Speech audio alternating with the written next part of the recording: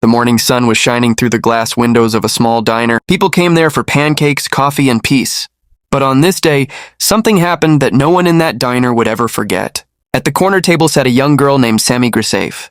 She was in her wheelchair, trying to enjoy her breakfast. Her hands shook a little as she held her fork, but her spirit was strong. Then a group of teenage boys looked at her and started whispering. Their laughter grew louder, and the air in the diner became heavy. Something was about to happen, and it was not going to be kind. Before we move forward, tell us in the comments, where are you watching from and what time is it right now? And don't forget to like and subscribe to Black and Wronged for more heart-touching stories. Let's get started. What would those boys do next? The boys didn't stop at laughing. They wanted to hurt.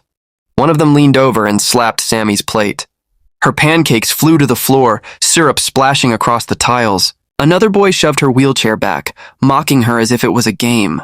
The whole diner went silent. Forks froze in midair. All you could hear was the cruel laughter of the bullies echoing through the room. Sammy's eyes filled with tears. She tried to stay strong, but the shame burned inside her like fire. People watched, but no one moved. The moment felt like it lasted forever. Sammy's hand shook as she looked down at the mess on the floor. Her heart pounded, and all she wanted was to disappear. Would anyone stand up for her, or would she face this cruelty alone? All around the diner, people kept their heads down. Some shook their heads in disapproval, but no one dared to stand up. The waitress froze in the aisle, her tray full of coffee cups trembling in her hands. Fear was written on her face. Sammy bent forward, her fingers trembling as she tried to pick up pieces of her breakfast from the floor. She only wanted to make the mess go away, to stop more eyes from staring at her. But the harder she tried, the more her hands shook. Her cheeks burned with shame, and her heart sank lower with each laugh from the bullies. It felt like the whole world had turned against her, and no one cared enough to help. Then suddenly another hand reached toward her plate. Whose hand was it? A bully or someone else? The hand was gentle, not rough. It was the waitress. She bent down beside Sammy and whispered softly, "Don't worry, sweetheart. I'll take care of this." Her eyes showed kindness, but also fear. She quickly gathered the broken plate and wiped the syrup from the floor. The bullies smirked, proud of the scene they had made. One of them leaned closer to Sammy and sneered, "See? Even she has to clean up after you." Their laughter returned, louder this time, filling the diner like an ugly storm. Sammy's throat tightened. She wanted to speak, to defend herself, but the words stuck. She felt smaller and smaller in her chair, like she was shrinking into nothing. The waitress gave her a sad smile, but she too stepped back, powerless. The room grew heavy with silence again, and then the front door of the diner creaked open. Who had just walked in? The bell above the door jingled, and heavy boots stepped onto the diner floor. Everyone turned their heads. In walked Tom Brady, tall and strong, his leather jacket carrying the emblem of the Iron Wolves. Behind him, more bikers followed, their presence filling the small room with silent authority. The bullies froze mid-laugh. Their grins faded as the sound of boots echoed on the tiles. The leader's eyes scanned the diner, sharp and unblinking. When he saw Sammy sitting there, tears still in her eyes, his jaw tightened. Tom didn't say a word at first. He just walked slowly to her table, each step making the bullies shrink a little more. The whole diner could feel the weight of what was about to happen. He rested his hand gently on Sammy's shoulder and looked straight at the bullies. What would he say or do next? Tom leaned down so he was eye level with Sammy. His voice was calm but strong. "You don't have to be afraid. Not while we're here." Sammy's lips trembled. But for the first time that day, she felt a little safe.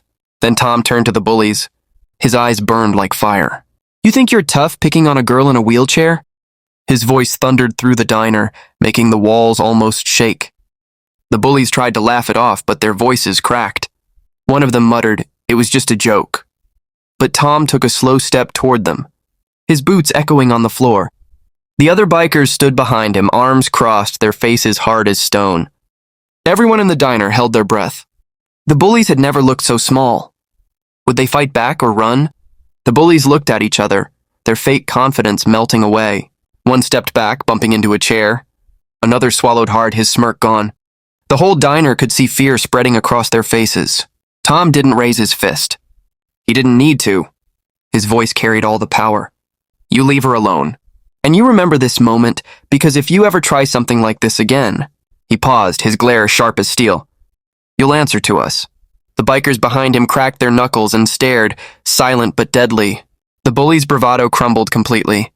They grabbed their jackets and stumbled toward the door, too scared to look back. The diner stayed silent, every eye fixed on Tom and Sammy.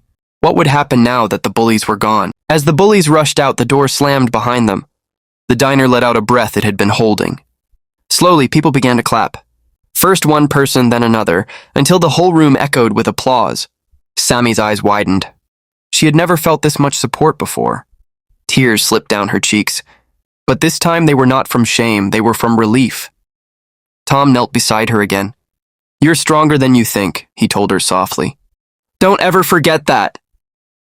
The Iron Wolves stood tall behind him, like guardians in black leather. Sammy smiled faintly, her hands finally steady. For the first time, she believed maybe she wasn't alone in this world. But what Tom said next surprised everyone in the diner. What unexpected thing did he reveal? Tom stood up and slipped off his leather vest. He gently placed it across Sammy's shoulders. "From now on," he said firmly, "you're one of us. You're Iron Wolves family." The whole diner went silent. No one had expected such a powerful gesture. Sammy clutched the vest, her heart racing with pride and belonging. For the first time, she didn't feel weak or small. She felt seen. She felt strong. The waitress wiped her eyes. People smiled through their tears. And Sammy.